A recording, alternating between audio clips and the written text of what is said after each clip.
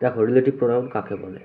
যে প্রোনাউন পূর্বে উল্লিখিত কোনো নাউন বা প্রোনাউনকে নির্দেশ করে এবং দুটি সেন্টেন্সকে যুক্ত করে তাকে রিলেটিভ প্রোনাউন বলে। তাহলে এখানে দেখো বলেছে যে প্রোনাউন পূর্বে উল্লিখিত মানে আগে উল্লিখিত নাউন বা প্রোনাউনকে নির্দেশ করে, মানে তার আগে নাউন বা প্রোনাউনটা থাকবে, প্রোনাউনটার আগেই ওই নাউন বা প্রোনাউনটা থাকবে এবং তাকে নির্দেশ করবে, এটা হচ্ছে রিলেটিভ প্রোনাউন। সেগুলো কি কি এক্সাম্পল হচ্ছে হু, হুইচ, দ্যাট, হোয়াট, এগুলি রিলেটিভ প্রোনাউন রূপে ব্যবহৃত হয়।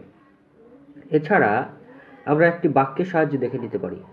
This is the book that you give me, বলছে এই হচ্ছে বইটি যেটি তুমি আমাকে দিয়েছিলে। তাহলে দেখো এখানে বুক মানে বইটি, তারপর আছে দ্যাট যেটি, তাই না?